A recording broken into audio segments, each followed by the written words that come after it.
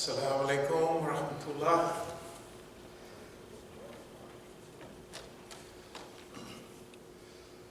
Allahu Akbar, Allahu Akbar.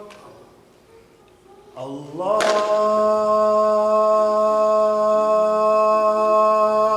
Akbar, Allahu Akbar. Ashhadu an la ilaha illallah.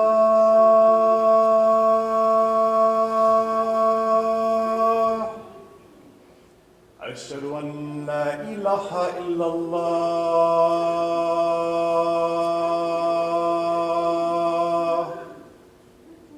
أشهد أن محمدا رسول الله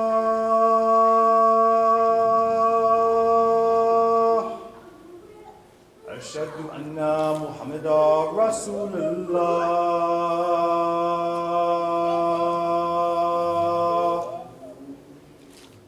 حي على الصلاة حي على الصلاة حي على الفلاح حي على الفلاح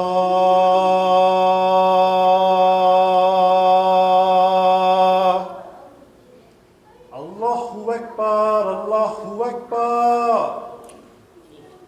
La ilaha illallah.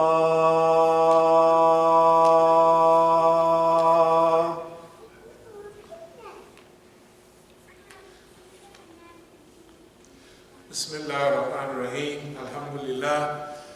Alhamdulillah. Ahmaduhu wa asta'inuhu wa astadihi wa astaghfiruhu. وأؤمن به جل وعلا ولا أكفره وأشهد أن لا إله إلا الله وأشهد أن محمدا عبده ورسوله أرسله بالهدى ودين الحق ليظهره على الدين كله ولو كره المشركون.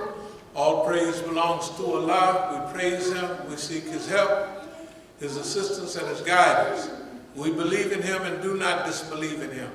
I bear witness that there is no God but Allah, and Muhammad sallallahu alaihi wasallam is His servant and messenger. Allah sent him, that is Muhammad, with Deen al-Haq, the religion, the way, the methodology of truth, and this way of life known as Islam will rise to its proper position in this world, whether the mushriks like it or not. أما بعد فإن أصدق الحديث كتاب الله وأوثق الأمور كلمة التقوى وخير الملال ملة إبراهيم وخير السنن سنة محمد صلى الله عليه وسلم وأشرف الحديث ذكر الله وأحسن القصص هذا القرآن وخير الأمور أوزنوها وشر الأمور محدثاتها وأحسن الهدي هدي الأنبياء وأشرف الموت قتل الشهداء وأما الأمة دلالة بعد الهدى وخير الأعمال ما نفاء وخير الهادي ما أتباع وشر الأمة أما الكلب.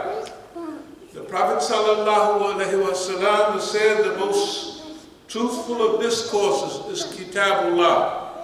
The most trustworthy word is taqwa, or fear of Allah.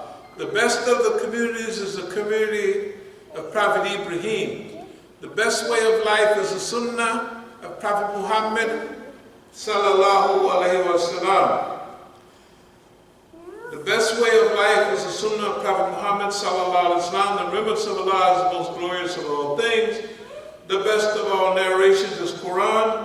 The best acts are those requiring the highest degree of will and determination. The worst worst acts are those based on innovation. The best way of life is the one adopted by the prophets of Allah. The most glorious death is the death of the martyr. The most wretched blindness consists of going astray after finding the right way.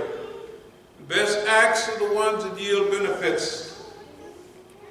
Best guidance is that which people may be able to follow. The worst blindness is the blindness of the heart. Bismillah ar-Rahman ar-Rahim. Inna Allah yahmuru bil-adli wal-ihsani وَإِيتَاءِ ذِي الْقُرْبَى وَيَنْهَى عَنِ الْفَحْشَاءِ وَالْمُنكَرِ وَالْبَغْيِ يَعِظُكُمْ لَعَلَّكُمْ تَذَكَّرُونَ. Allah commands justice, the doing of good, and the brotherly to kith and kin. He forbids all shameful deeds and injustice and rebellion. He instructs you that you may find admonition. فَمَنْ يُرِيدِ اللَّهُ أَنْ يَهْدِيَهُ يَشْرَحْ صَدْرَهُ لِلْإِسْلَامِ. Those whom Allah in His plan willeth to guide, He opened their breasts to Islam. يَا أَيُّهَا الَّذِينَ آمَنُوا اتَّقُوا اللَّهَ حَقَّ تُقَاتِهِ وَلَا تَمُوتُنَّ إِلَّا وَأَنْتُمْ مُسْلِمُونَ. O you believe, fear Allah as He should be feared, and do not die except in a state of Islam. وَأَتَصِّمُوا بِحَبْلِ اللَّهِ جَمِيعًا وَلَا تَفَرَّقُوا. And hold fast all together by the rope which Allah stretches out for you, and be not divided amongst yourselves. كُنْتُمْ خَيْرَ أُمَّةٍ أُخْرِجَتْ لِلنَّاسِ تَأْمُرُونَ بِالْمَعْرُوفِ وَتَنْهَوْنَ عَنِ الْمُنكَرِ وَتُؤْمِنُونَ بِاللَّهِ. You are the best peoples ever emerged or ever raised up for mankind, because you enjoin the right, you forbid the wrong, and you believe in Allah subhanahu wa ta'ala. أَقُولُ قَوْلِي هَذَا وَأَسْتَغْفِرُ اللَّهَ لِي وَلَكُمْ.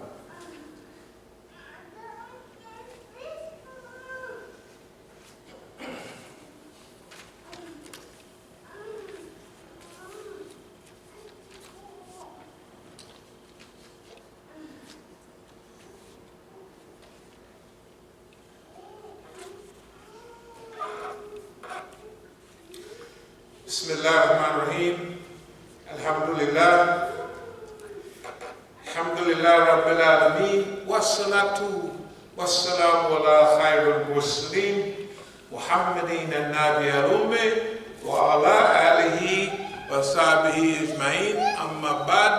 Yaqul Allah ta'ala fil Quran al-Kareem. Inna Allah wa malaikatuhu yusalluna ala nabi. يا أيها الذين آمنوا صلوا عليه وسلموا تسليما. اللهم صل على سيدنا مولانا محمد صلى الله عليه وسلم. Abdullah ibn Abi Auf radiallahu anhu relates that the Prophet of Allah sallallahu alaihi wasallam was once on a campaign. While waiting for the sun to set, he stood up and addressed his companions. Do not provoke fighting, and supplicate Allah for protection and security. But when you are confronted with the enemy, be steadfast and remember that paradise is under the shade of swords. Then he supplicated, O Allah, revealer of the book, driver of the clouds, vanquisher of hopes, vanquish them and help us against them. This is in Sahih Bukhari and Sahih Muslim. Therefore, it is an authentic hadith. And so, the Prophet ﷺ addressed the companions, don't go out looking for trouble. Don't go and initiate unnecessary warfare. Don't go out to conquer people's land under the banner of so-called Islam, right? In other words, don't initiate warfare and problems beyond people. But if you're attacked, defend yourself. And not only that, call on Allah for assistance. Remember Allah during all of these times of challenge, during these times of confrontation. Remember Allah subhanahu wa ta'ala. Because Allah is the controller of the universe, the sender of clouds and rain and all the substances that we enjoy, right? So call on that reality for help, aid, and assistance. And when you do that, you're calling on the reality that can help, can aid, and can assist you. Another hadith, Anas ibn Malik radiallahu anhu relates that the Prophet sallallahu alaihi wasallam said, when Allah wants to favor a servant of his, he involves him in some misfortune. In this world, that is, in the beginning, he involves us. If Allah loves us, he engages us in some struggle in this world, the present world. And when he decrees evil for him, he gives him plenty of rope in this world, but would take him to task on the day of judgment. Many times we say, oh my goodness, the believers are suffering so much. In fact, when we look around the world, we see the people of Yemen are being destroyed by bombs and missiles every day, all day long. Hospitals, cholera is thriving, right? And there are people who are being bombed, maimed, and killed by people from Saudi Arabia, the richest Arab country in the world, right, is assaulting the poorest Arab country in the world. And all the weapons and all the munitions that are used in the assault are coming from the United States of America or the UK, some of these bombs, right? So the people, seems like that, who do we call on then, right? For help. All the people of this world, right, is on the team of the enemy. And so you might think, oh my goodness, the poor believers, they're suffering so much. But Allah put the people, when he loved the people, he put them to trial in this world. It's better to get it over with, because the ones that are doing all that wrong, they're going to have to answer for this. The only question is, do we really believe that they're going to be held accountable, or will we succumb to the power, the pressure, and since that crew is getting all of everything, right, we better get on their side and get with them. That's the challenge for you.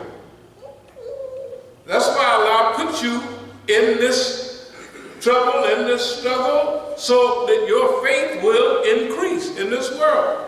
Then it goes on to say, and he's going to give them plenty of judgment. Don't worry about that. He also said, only hard work brings high reward. And when Allah the Exalted likes a people, he puts them under trials.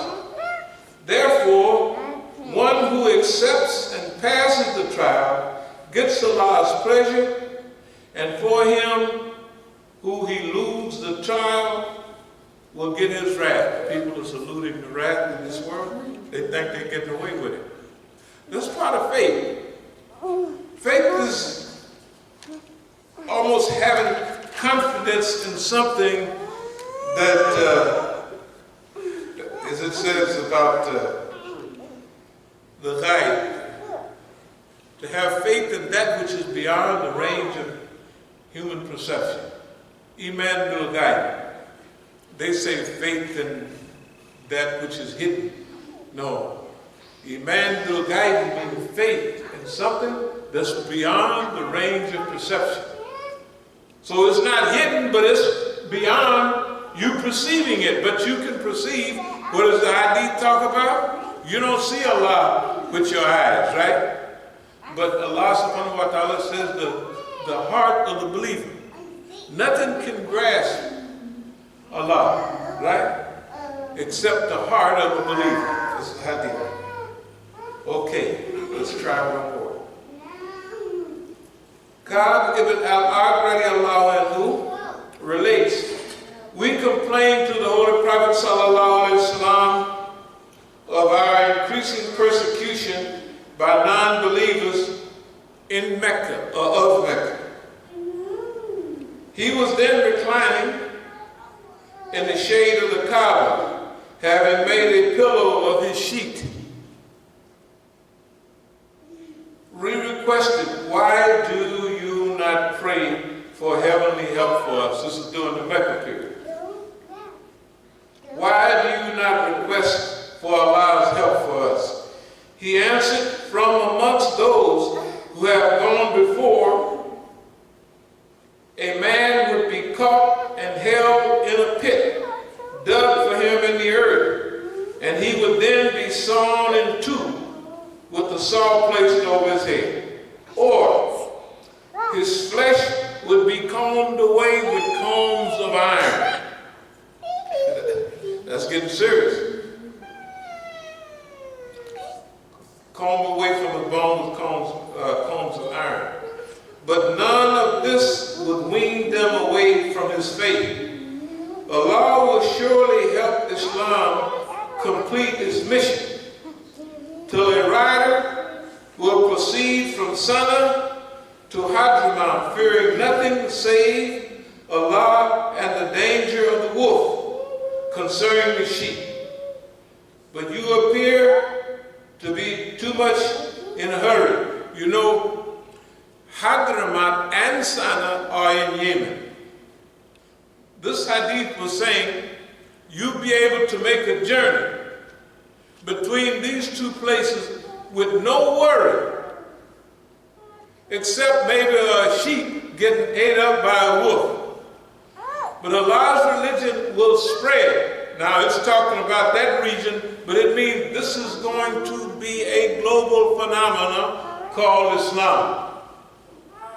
And then he said, you're worried, people before, you know, there's some things about, even about Christians, that they used to be thrown in the lion's den and all that, and ate up by lions in the arena. And, you know, Daniel in the lion's den, in Persia somewhere. So this is not a new phenomenon of people being challenged like that. Some people, they got white pliers, they pulling their skin off with, talking about combs, but you know, pliers. They're skinning people alive, right? And they still saying, La ilaha illallah Muhammadan Rasulullah, or they wouldn't be saying Muhammadan Rasulullah, because this was before, but they wouldn't be weaned away from their faith. It wouldn't be shahadatain, it'd be one shahada. There is only one God. Right? And they sticking to it. Whether it was in ancient Persia, right? Whether it was Daniel in the lion's den, right? Whether it was Christians, right? During the early part of the Roman Empire, it was hiding in caves. They used to hide in caves in those days, you know. Because it was dangerous for them. So the Prophet ﷺ is telling us, like right now, yeah, you're getting in a little trouble. Like I was telling them then. Don't you worry about Islam. Don't you worry about Islam. Islam is going to rise to its proper position in this world, whether all those people like it or not. It's not up to them. It's not up to them about Islam and its spread.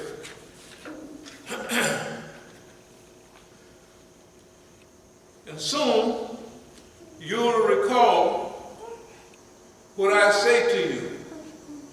And I entrust my affair to Allah. Verily Allah is all-seeing of His servants.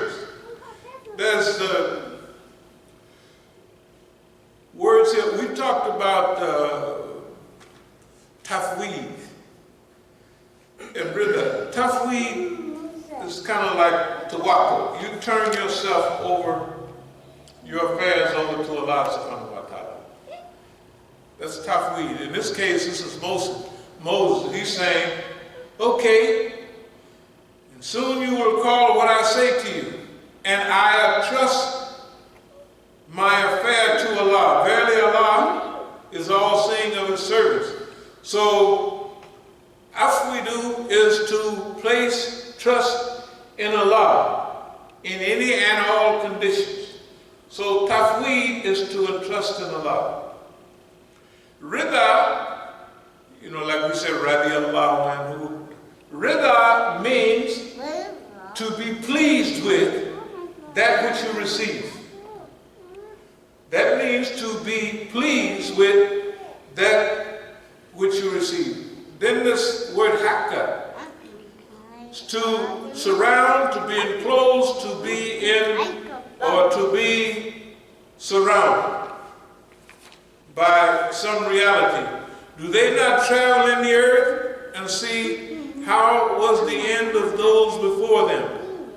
They had been more numerous than they, and stronger in power and vestiges in land, but that availed them not what they used to acquire. All the things they acquired didn't do nothing for them. Don't you travel in the land to see what was the end before? Remember our system. Everything, first, Quran. Then the Sunnah of Prophet Muhammad sallallahu alaihi wasallam. Then history. That's what this is saying. Travel in the earth and see what was the end of all of those people, right? That means go in search of history. The Quran is telling us, use history as a guide. This is your third source. And then what's the fourth source for us? Is our surroundings, our reality. We done already sifted everything through Quran, through the Sunnah of Prophet Muhammad sallallahu alaihi wasallam. We have looked around in history and we have come to analysis. We have come to certain reason. We've used our akal. We've used our reason. And the thing that we have learned for sure is that in this great history, that all the people were surrounded. And Makkah, indeed, were messengers before you. But their encirclement, those who jeered of them that which they had been mocking at, say, go about in the land and see how was the end of the unbelievers. Again, traveling the earth, right? So look what it's saying. Many people in history was mocked and made fun of. Astaziuna means they were encircled, or hakka. They were encircled, or they were surrounded by the same things that they made fun of. So this is Yastaziuna means people made fun of this class of people. Yastaziuna. They were just heckled, making fun of. Y'all believe in that? Right? And hakka means they were surrounded, they were encircled, they were enclosed by the exact same things that they was making fun of. This is what we hang on to in our life today. And clear will be them, that is the evils of what they did, and there will encircle them what they used to mock at. Same group, this is found many places in the Quran that people will be cut off and encircled by the same thing they made fun of. So now that gives us, we've seen that if Allah loves someone, He hooks them up with struggle and sacrifice, right? But how do you embrace that idea? Do we really enjoy being challenged, right? Are we really fired up about that? Or would we rather escape and go on the other side I was just looking at one of our brothers here. Did the CIA kill Malcolm X's grandson? Y'all remember when Malcolm came here for a program once. This is Malcolm's son, a grandson. Malcolm had some basic psychological and emotional type problems. Malcolm is actually the one who killed his grandmother. Malcolm's wife, Sister Betty, who we knew. He set a fire, and she was at that time maybe too old, or maybe a little heavy. She was getting kind of heavy and old to get out of the apartment, and she suffocated, and he's the one that did it. He was a kid at that time, and you know how you maybe telling some kid to do something, they don't like it, and they say, you know, get a little psycho damage. So, but here's a guy, when he was in prison, you could see they were setting him up. They was making as a magazine came out, and his name, Malcolm Shabazz, you know. The next, Malcolm X Shabazz, that's his actual name. Of course, it's the third or the second, but that's his name. He's the grandson of Malcolm X. We watched how that was playing out in the system. They had a group of guys that was getting arranged around him. They had magazine articles coming out with him in the magazine, wearing the ring, Malcolm's ring, you know, and they were setting him up. We had we saw the whole thing. We saw the people who he was working with. They were all the police. I'm telling you, they the police. It don't make no difference whether you believe it or not. I'm telling you, they were the police. It's clear as a bell. And he was in deeper than his ability to handle this, because he's in jail, he's a young guy, and he's coming out and he's stepping right in the middle of all of this stuff. And they already got him set up. We have many friends, even older friends that was in prison, and they got them set up to make a move, and they step out of the prison. Maybe they're in the New York 21, that's names we all know, and they step right in the mix, and you might try to tell them, well, this was happening. No, I'm going to jump in the mix, and white folks don't put me on the circuit, and I'm going to do this, that, and other, right? And the next thing you know, they lost in the sauce. You're trying to tell them, hey man, you've been down a while. This is the Snowy picture. This is the transition. These are the changes that's been going on, say, over the last 20 years. You better go. They don't want to hear it. Somebody done worked on their brain, and they're already ready to move on what the picture that they have drawn. You know how Shaitan, he draw you a beautiful picture of what we got hooked up for you. That's what they did with Malcolm. You could tell who he said that he was a follower of. The guy started in our masjid, part of the curly-headed crew. Right. Part of the curly-headed crew in Oakland. UC Berkeley. Now he's Sheikh so-and-so. I'm not going to finish his whole name. You know what I mean? But anybody that's been around know who Sheikh so-and-so is. Not only him, but Iranians, everybody is hooked up in this. And you want to tell, we had a program here. Did he come to the program? He came over the right. And then after the program, he's supposed to be going back somewhere else, and he's popping up and down the street and beaming around. When there was a program,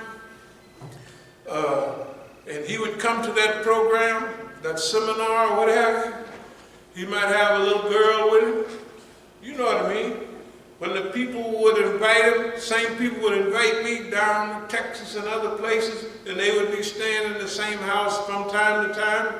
And the people are saying, and this guy, he's not making a lot, he's not doing this. So you got to give him time.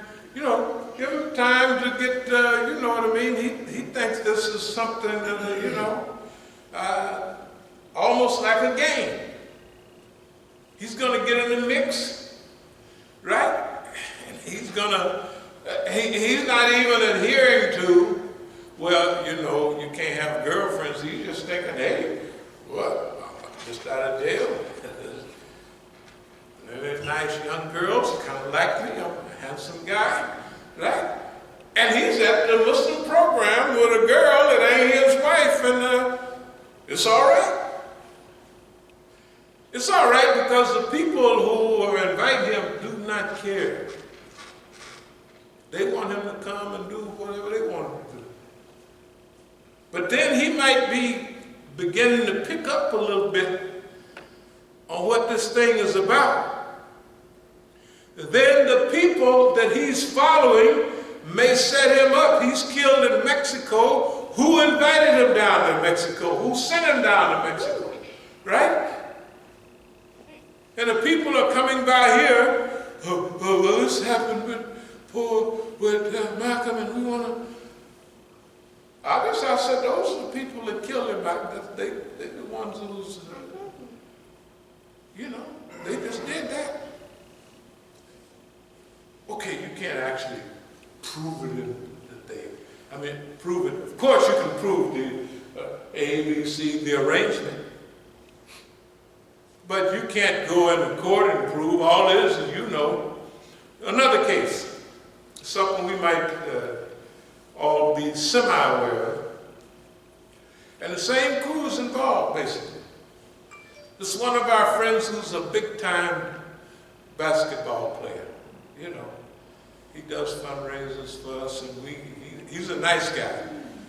Especially it starts off, he's getting older now, but he starts off, he's a young guy, and he's making big money. And we see the crew that's around him. We're right here, this don't look good. We make a decision. We said, those guys are going to steal every dime he got. They're going to ruin his life. And since we couldn't prove it, we would just hit, and we didn't say that, but we say he's going to need big money soon. Now, we don't have big money, but what we had, we put something away for him. And when he needed it, the word got back to us that he's flat broke. They done stole the Negroes, let's call them niggas, just for the discussion. Surrounded him, managed his money in California and wasted it. They lived in his house. There's people around here, they would send their kids to his house, whether it was in Colorado or wherever it was when it was in California. They'd send their kids to just roll around in the house. When he went broke, you couldn't find none of them, nowhere. I'm telling you, when he went broke, he didn't just go broke. The Klan down in Mississippi was burning his houses. Remember that? Burning, you know, he didn't have little teenage houses. His old friends he grew up with, he bought them a masjid with all kind of equipment, everything in there. Down in Dixie, way down in Dixie. You can't go no farther south. You can imagine what I'm talking about. And he couldn't motivate them to use it properly, although some of them became Muslim. They would say, oh, we can't do that because we're from Mississippi or something. That's what he would teach them, and they just won't move. And he would say, well, but you can, because, see, I can do this stuff, so you can do just like. He said, no, you can do it, but we can't do it. You're special. Pretty soon, all his money was gone. I mean, they had people laying around in the house getting checkbooks, writing $12,000 checks, going down cashing. They was doing that. And the reason we didn't say what we're saying now is because he was helping us so much that you would think, or we didn't want him to think that, oh, we're trying to cut them other niggas out so we can get everything ourselves. That's the reason we didn't say that. But we knew it was true. We banked on it. That's why we put plenty of money away. In fact, some of the people will remember that we had in accounts when it was all over $581. Remember that? 500, boom. Of course, right away we was back up to 100,000 to help you manage your meal. Zoop, here come the government again. And they just snatched that and gave it to Nick Groceries. Don't worry about all this. When Allah love you, he put you in stuff. We in stuff, right? We believe this. We in stuff and been in stuff. I mean, everything we do is something stupid going on. Cars don't work. Holes in the roof. This is Masjid in Oakland. Holes all up in the roof. And they'll throw me out if I come into Masjid in Oakland and fix the roof. The police will be there in 2 minutes because some Negro didn't call them that don't have no right to call the police to put me, and I got my name on the, what they call it, the owner thing. Yeah, it's ridiculous. But that's all right. Don't worry about it. Good God, this is right around the corner. You wouldn't believe this just don't look bad as it was. Our healthiest brother, when he helped clean this up from breathing this filth, got sick. I'm just telling you. The person's right here right now, they tell you. It was bad, and look, got actually sick to help this brother in. He got sick, you know, when it's so filthy. Then, you know, I'm a little older and get a little slick, so I'll go outside every now and then and act like I'm picking up something. You know what I mean? You know, that's been in the pen a long time. You ain't that crazy, so you know. And the people get sick from cleaning up the filth. That's not one day or 2 days. That's all the time here. All the time there. So guess what? Allah love us, right? Tell the truth.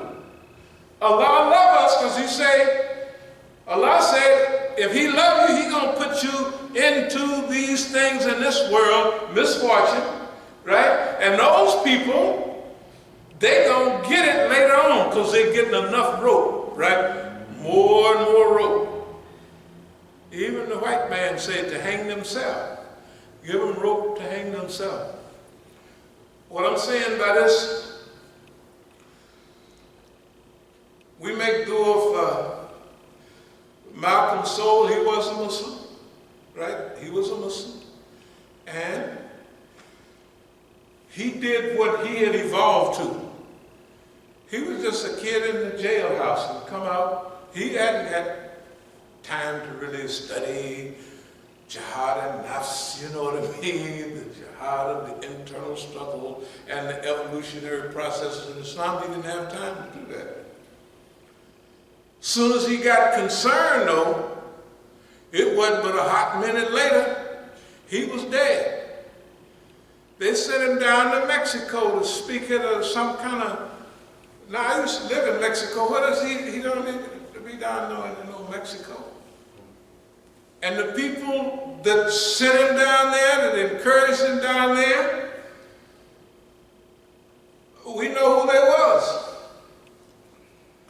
We can't prove, you know, in the court, but we know who they was. We know their behavior patterns. We knew who our basketball player friend was, right? And we counted on them being who they was, and they did what they did with him till he was flat broke, right?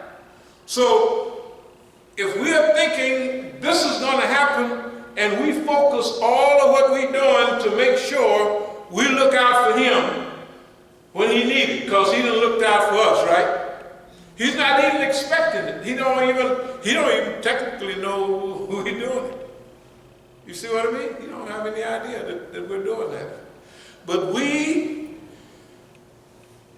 made an analysis based on what all of this stuff, well, Malcolm, him, we made the same type of analysis, and it came out right. Just like all the other things that we associate with Islam around here. Where's all the people, right? Don't none of the Muslims know this stuff is going on? You don't think they go? Well, you go ask them. Everybody in this region know what Masjid al-Islam is about, right? And all of them have heard and have even participated in all of this foolishness, right? And all the imams all over, they all know what's going on. And they just cruising. They just cruising. You know, they even think they're having a good time. And you might think, oh, those poor believers, that poor handful of believers. No. What that means is Allah loves us. Yeah, that's what the hadith says, isn't it right? When Allah loves someone, he put them into struggle. The biggest, highest level struggle they involved with, the higher the reward. The more excellence is the removal of sins, isn't that right? Tazkiyah, purification, cleansing. The more you involved in over a longer period of time, right, the cleaner you're going to get. That's what the hadith is saying. That's what the Quran is saying. Right? So we here, we got a good chance here. Right? Hey, you're not going to get no better chance in the past or now or probably in the future to participate in the Islamic struggle on the highest level that will reflect the highest level of reward. Right? But you're going to have to be like some of the people in Mecca. Why don't you just, boy, it's getting a little hot in here. Why don't you pray for a cool breeze? Right? So the prophet tell him, so a lot of people, man, been thrown in pits before. What are you talking about? They had their skin pulled off with combs, technically pliers of iron. They were skinned alive. And it had nothing to do with them disappearing in faith. So, but you're in too big of a hurry. You ever heard of protracted struggle? That's a long-range struggle, right? We didn't just fall into this situation that we're in, and we're not in it by ourselves. It's not only Yemen. They blew up something in the harbor the other day in Lebanon, and guess what? They tried to blame it on Hezbollah. So that means you know it was the Yahoo that did it, because they tried to blame it on Hezbollah. Why? Because Hezbollah been on their behind, and they've been trying to get rid of them. They got sanctions, right, on our brothers. They got them all blocked up and everything. They can't get no money. And then they destroyed. That blast was so big, right, that it destroyed. The perimeter was like this. If you saw the thing on your thing, it looked almost like an atomic explosion. This boy was big. It shook the whole city. Right? It killed hundreds of people. It destroyed property for miles around. Right there from the harbor. And all the white folks now got ships had them already out there waiting. But they were all Navy, the Royal Dutch Navy, the French Navy. Right? We want to help. Well, why don't you have some civilian ships out there instead of military vessels talking about you want to help, right? As if they knew it was getting ready to happen. In Iran, our brothers in Iran, they holding on. sanctions, they done been to the UN. They just might have went there yesterday again. And the UN said, we ain't messing with you, man. You don't bring that stuff here no more. Talking about JCPOA and all of that. Well, we're bringing it back. We want a snapback, that's what they call it. So you ain't getting no snapback. You're not even a part of this. You stepped out of it, I don't know when, 2 years ago, so how you gonna be a part of a snapback? Let's say you snapping out. You done snapped out psychologically, right? You done lost your mind. That's what, you look at the world, look at how the world is looking at Boss Man. They say, he done lost his mind. The great USA, it don't look like the great USA no more. It look like crackpotism, right? Stupidism, buffoonery, clownery on the highest level, mismanagement, right? On the highest level, professional insanity, right? Going on constantly in the U.S. government. They're sending that crackpot Pompeo, whatever his name is, around, and everybody laughing at it. Said, man, we don't want you coming around here no more. That's Boss Man. That's the U.S. They talking about Russia and China. China said, man, we don't want to be bothered with y'all. Y'all just jealous. That's what they say. They say you thought you was going to get over on us, right? Send Nixon to China. Y'all remember that, that's a while back. And you're going to pull us away from Russia. Then you're going to send us all kind of aid and factories. And they said, you know what they was thinking? See, when everybody get rich, they want to move to democracy. And the Chinese got rich. They done raised, can you imagine, think about it, 800 million people out of poverty. And now they're turning around and going back to get the other 500 million. That's serious business, right? And the U.S. is mad.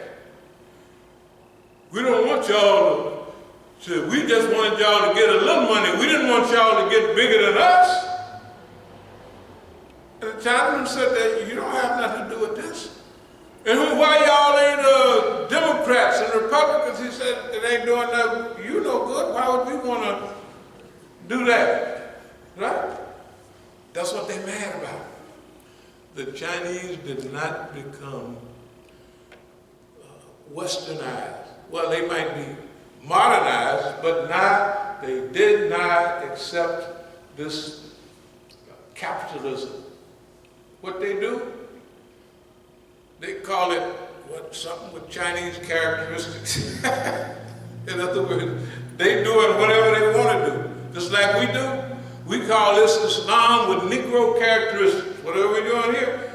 That's why we say the last one, remember? Quran, remember? Sunnah, right? Remember? Traveling the world, see what happened to everybody else, and then our experience.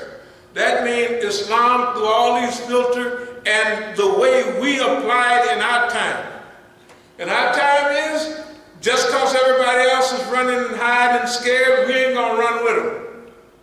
We're not cooperating with foolishness, right? We're not cooperating with cowardice. It don't make no difference how people look at it, man, they get it bad over there. FBI always over there, this is going on over there, right?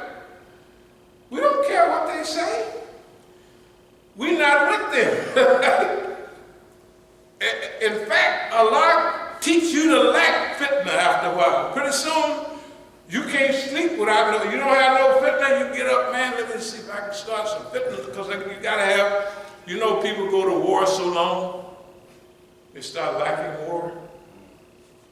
We've been having fitna so long, but the government, we've been facing the government so long, we got, hey man, hold it. Y'all been too nice the last month or so. Y'all gotta pull something off.